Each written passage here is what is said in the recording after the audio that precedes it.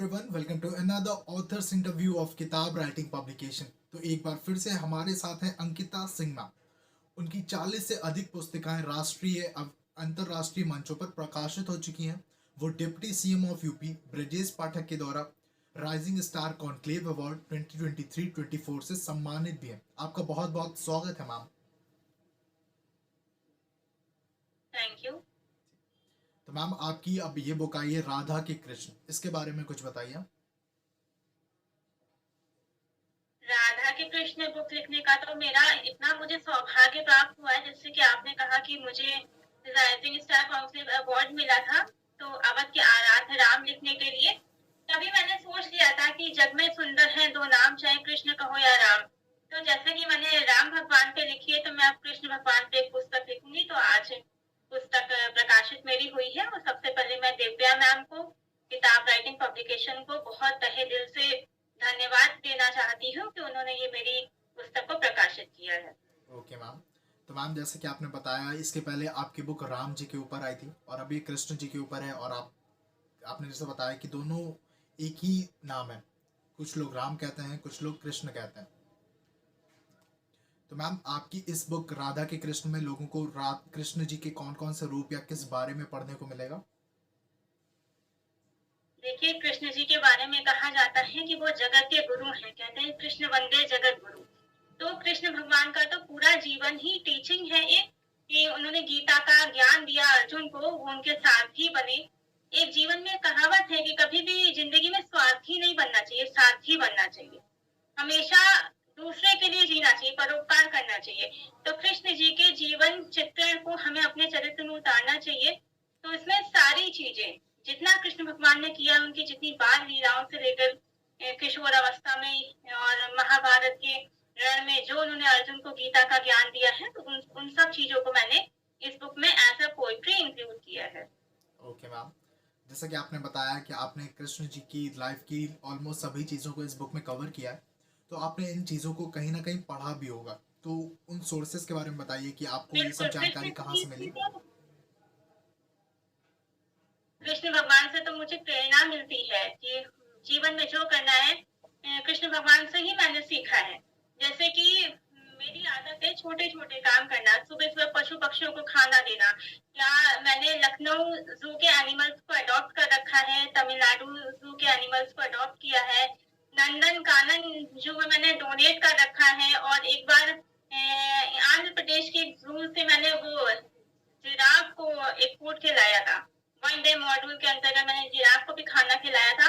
तो ये सब मतलब एक आता है मेरे दिमाग में कि जैसे कृष्ण भगवान से सीखा है कि आपको जीवन में सारथी बनना चाहिए। अगर आप किसी के लिए, मनुष्य के लिए कुछ भी कर सके, चैरिटी कर सके, किसी जीव के लिए कर सके, तो वो काम आपको जरूर करना चाहिए। और एक कृष्ण भगवान धैर्य सिखाते हैं। शिशुपाल की पहली गलती पे वो उनका संहार कर सकते थे, मगर उन्होंने धैर्य का पाठ पढ़ाया है, उन्होंने धैर्य सिखाया। 99 गलती माफ करते चले गए, 100वीं गलती पे वध किया था। तो ये कहीं ना कहीं धैर्य सिखाते हैं कृष्ण भगवान। और आपको गीता का ज्ञान देते हैं, कर्म, आप कर्म करो, फल की चिंता मत करो, गीता में कहा गया है। तो कृष्ण भगवान की लाइफ जो है ना, पूरी एक ऐसा टीचिंग है, उसको अगर आप अपने जीवन चरित्र में उतारेंगे तो कहीं ना कहीं लाइफ में आपको सक्सेस जरूर मिलती है। जी मैम। तो मैम, अपार्ट फ्रॉम राइटिंग आपकी क्या हॉबीज़ हैं और आप दिन का टाइम राइटिंग के अलावा किन किन चीज़ों में देती हैं? राइटिंग तो मेरा ऑलमोस्ट काम है, आपको मालूम है मेरी 42 बुक्स प्रकाशित हो चुकी हैं।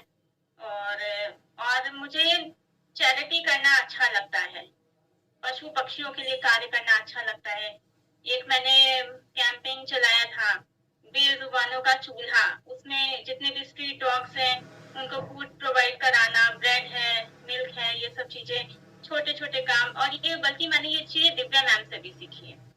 उनका तो स्प्रेड गुडनेस स्प्रेड हैप्पीनेस मोटो है, तो बहुत वो भी कहीं ना कहीं मेरी मेंटोर रही हैं, मोटिवेट करती हैं कि चैरिटी आपको करना चाहिए। बहुत अच्छा लगता है मुझे ये काम।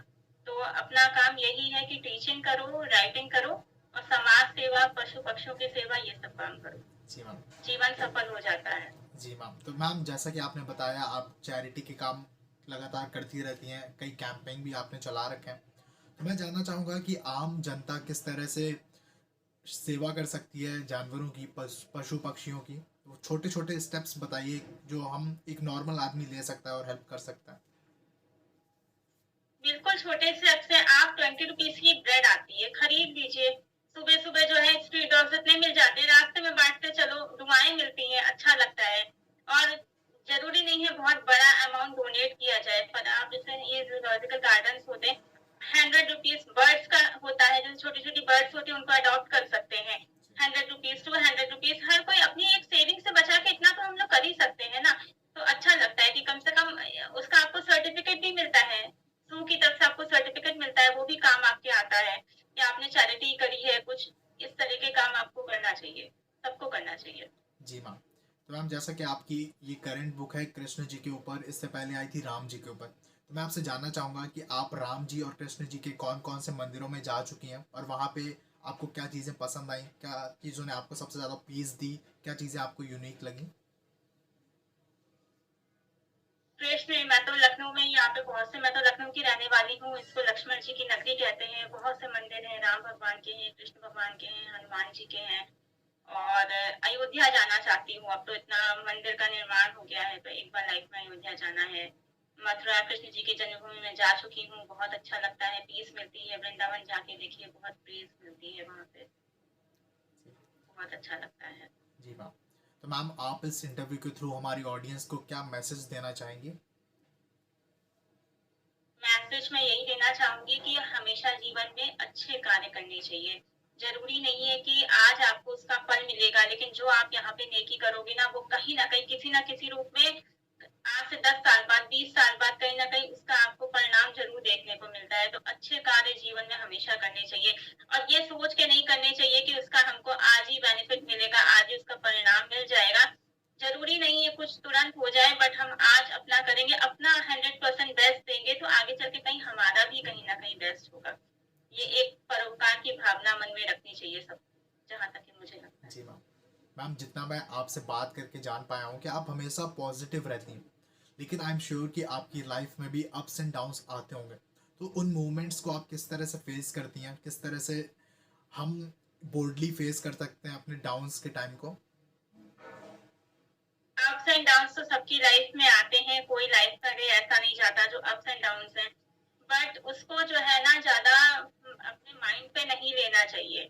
मतलब एक होता है ना, कोई भी स्थिति हो जीवन में, हर्ष विषाद ना रखना मन में। मतलब ना, आपको खुशी में ज्यादा खुश होने की जरूरत है कि आज बहुत कुछ है, क्या पता कल वो चीज ना हो। तो बिल्कुल एक मिनिमम बैलेंस बना के रखना चाहिए, ना दुख में ज्यादा दुख हो, ना सुख में, खुशी में ज्यादा खुश होना चाहिए। एक मिनिमम बैलेंस बना के रखिए लाइफ में, और पॉजिटिवली हर चीज को लेना चाहिए, क्योंकि कहते हैं ना, भगवान परीक्षा भी लेते हैं। अभी तो गाना ही आता है कि सब भगवान परीक्षा लेते हैं सबसे प्यारे भक्तों की। तो कहीं ना कहीं जैसे कि हम करेंगे तो उसका हमको आगे चल के, क्योंकि life is just a mirror, what we put into it, it just reflect back to us, never less nor more. तो जैसा भी है, जैसा भी हम लाइफ को देंगे, वही हमको अपने कर्मों में बैक मिल जाता है। जी। अच्छा करेंगे 100 गुना अच्छा मिलेगा, खराब करेंगे 100 गुना खराब मिलेगा।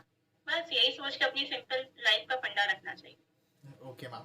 तो मैम आपकी मोस्टली बुक रिलीजियस है, ज़्यादातर आप भगवान के ऊपर लिखती हैं, तो मैं आपसे जानना चाहूँगा कि आपका नहीं झुकाव। नहीं, जी बताएं मैम। सारी रिलीजियस बुक्स नहीं है, मैंने हर टॉपिक को कवर किया है।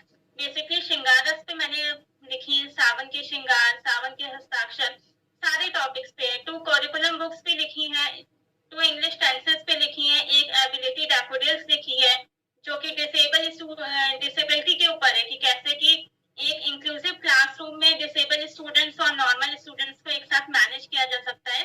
मैंने हर टॉपिक पे बुक लिखी है। इस समय मैंने ये रिलीजियस बुक्स लिखी हैं, कुछ भगवान राम पे और कुछ कृष्ण भगवान पे। तो ये मुझे बहुत अच्छा लगा, लगता है कि जीवन सफल हो गया। शायद कलम माता सरस्वती ने ही ताकत लिखने की दी थी, तो भगवान को समर्पित कर दिया, तो शायद जीवन मेरा सफल हो गया, मुझे ऐसा लगता है। जी मैम। मैम मैं आपसे जानना चाहूँगा कि आपका रिलीजन की तरफ, रिलीजियस चीज़ों की तरफ झुकाव कब से हुआ और क्यों हुआ? शुरू से है। रिलीजियस में तो ये है ना, कहते हैं नर सेवा नारायण सेवा, कि अगर आप मनुष्य की सेवा करेंगे तो आप ऑटोमेटिक ईश्वर की सेवा करेंगे। जरूरी नहीं है कि आप दिन भर जो है मंदिर में आप पूजा करें। अगर आप किसी का भी भला करते हैं तो वो ईश्वर तक वो चीज़ जाती है, वो एक तरह से दुआ होती है। उसको हमको एक्सेप्ट करना चाहिए। जी मैम। तो मैम आपके फ्यूचर प्लान्स क्या हैं और हमें फ्यूचर में आपकी कौन से टॉपिक्स पर या किन भगवानों पर बुक्स देखने को मिल सकती हैं? सब टॉपिक्स पे आएँगी बुक्स, क्योंकि अब तो होली आ रही है, मैं होली पे एक बुक लिखूँगी। और मेरा एक मोटो ये रहता है कि सारे टॉपिक्स ही मैं कवर करती हूँ। बेसिकली मैं श्रृंगार रस की कविताएँ लिखती हूँ। बसंत का मौसम है तो बसंत पे भी कुछ आएगा और इस तरीके से। और करिकुलम पे मैं ज़्यादा बेस फोकस कर रही हूँ कि जैसे स्टूडेंट्स तक जाए। Okay ma'am. तो मैम मैं आपसे जानना चाहूँगा कि क्या आपके माइंड में कोई टारगेट है, लाइक आपकी 42 बुक्स ऑलरेडी पब्लिश हो चुकी हैं, तो आगे आने वाले में आपका क्या टारगेट है कि आप कितनी बुक और पब्लिश कराना चाहते हैं? मैं और भी बुक्स पब्लिश कराना चाहती हूँ। और मैंने आपको जैसे कि बताया कि करिकुलम पे बुक्स आएंगी तो वो आपको देखने के लिए मिलेंगी। जी मैम, जैसे कि आपने बताया कि आपकी बुक्स करिकुलम पर आने वाली हैं, तो मैं जानना चाहूँगा कि किन टॉपिक्स पर या किन सब्जेक्ट्स पर, किस करिकुलम पर बुक्स होने वाली हैं आपके? अभी मैंने एक इंग्लिश की टेंसेस की बुक लिखी है, वो भी किताब राइटिंग पब्लिकेशन के द्वारा पब्लिश हुई है। इनसे learning roots of English tenses और आगे प्रोवर्ब है और ये एक्टिव पैसिव वॉइस है। इन पे मैं काम कर रही हूँ, जैसे कि आएगी तो फिर से दिव्या मैम उसको पब्लिश कर देंगी। जी मैम।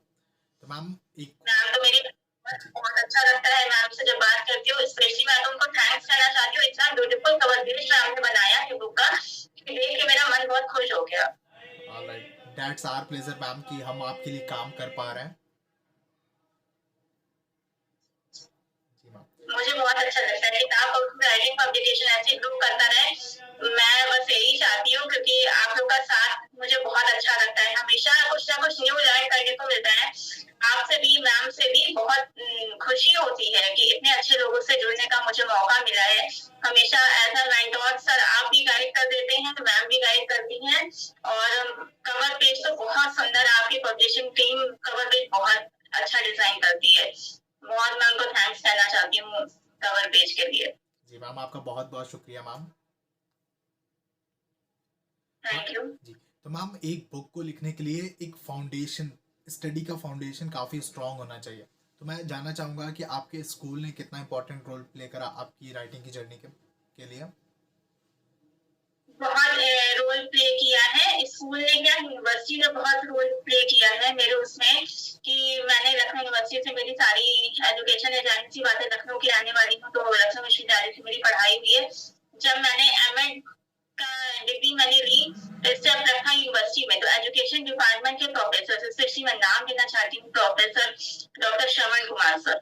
तो उन्होंने हमेशा हर मोड़ पे मेरा साथ दिया। जैसे एक टीचर का होता है क्लास में, एक होता है कि आपको पढ़ाई करनी है, जॉब ओरिएंटेड होना है, मगर सर ने हमेशा कहा आपको जीवन के हर एक्सेप्ट में आपको आगे बढ़ना है। चैरिटी करना, लोगों को समझना, उनकी मदद करना, गाइडेंस एंड काउंसलिंग, ये सब चीजें सर ने बहुत हमको सिखाया कि सर से करना है। राइटिंग को उन्होंने बताया कि कैसे कैसे राइटिंग तो मैं बचपन से करती थी, लेकिन जो शार्प उसको करते हैं, पॉलिशिंग करते हैं। कि रिसर्च पेपर में सर कहते थे कि आप इंटरनेशनल रिसर्च पेपर लिखो, उसको पब्लिश कराओ। तो गाइड किया। मैं तो बिल्कुल न्यू स्टूडेंट थी उस समय और मुझे नहीं मालूम था, तो सर ने, मैंने पहला रिसर्च पेपर लिखा तो सर ने उसको इंटरनेशनल लेवल पर पब्लिश करने के लिए भेजा। मुझे बहुत अच्छा लगा, प्रोत्साहन मिला। तो मैं डॉक्टर साहब को थैंक्स कहना चाहती हूँ कि लाइफ के हर मोड़ पे मेरा साथ देते हैं सर।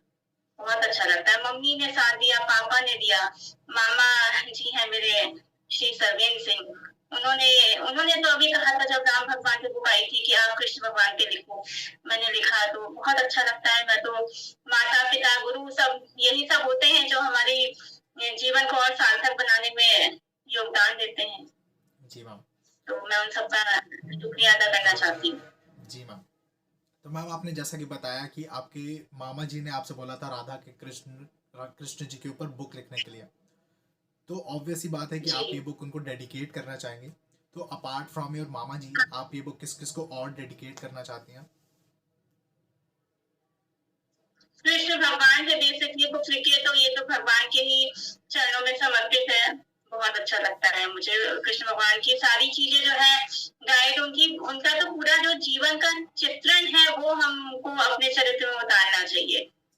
गोवर्धन पर्वत उठा देते हैं भगवान एक कनिष्ठा उंगली पे, और पूरे मतलब बरसात से सबको वर्षा ऋतु से बचाते हैं। तो कैसे कैसे भगवान कर रहे हैं, सबको मिलजुल के लेके चलते हैं, परोपकार ही तो करना है। तो ये सब चीजें भी हैं, जी मैम। बहुत कुछ सीखने को मिलता है। जी मैम। मैम आप रिलीजियस बुक्स लिख रही हैं तो ऑब्वियस सी बात है रिलीजियस बुक्स आपने कई पढ़ी भी हैं, तो उनमें से अगर किसी एक बुक का आपको नाम लेना हो जिसने आपको सबसे ज़्यादा इंस्पायर किया तो वो बुक कौन सी होगी? भगवत गीता सबको पढ़नी चाहिए। आइडियोलॉजी जो है ना लाइफ की, भगवत गीता पढ़ने से आती है, और बहुत कुछ सीखने को मिलेगा उससे। जब हम भगवत गीता पढ़ना शुरू करते हैं तो हमारी लाइफ नॉर्मल नहीं रहती है, वहां से हम बहुत मोह माया के बंधन से हम बहुत आगे निकल जाते हैं। हमको लाइफ को एक अपना सेल्फ रियलाइजेशन मिलता है कि कैसे हमको अपनी लाइफ को जीना है। तो हर किसी को पढ़ना चाहिए, भगवत गीता तो जरूर पढ़नी चाहिए। जी मैम। मैम मैं जानना चाहूँगा कि भगवत गीता आपने कब पढ़ी थी? आई मीन किस एज से आपने भगवत गीता को पढ़ना शुरू कर दिया था?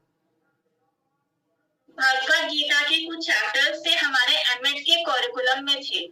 तो जब हम फिलोसफी पढ़ते थे तो उसमें एक टॉपिक था भगवत गीता का। तो जब हमारे प्रोफेसर आके क्लास में लेते थे तो कुछ सीखने को मिला। उसके बाद हमको ऐसा लगा कि आगे भी हमको को पूरी बुक पढ़नी चाहिए।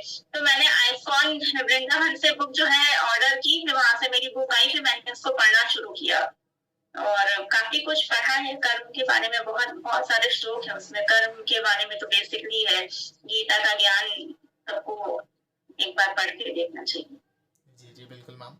तो मैम जैसा कि आपने बताया कि आपको गीता में कुछ चैप्टर्स पढ़ के इतना ज़्यादा इंटरेस्ट आ गया कि आपने इस्कॉन वृंदावन से बुक मंगाई, तो आप हमारे ऑडियंस के लिए कुछ बुक रिकमेंडेशन बता दीजिए।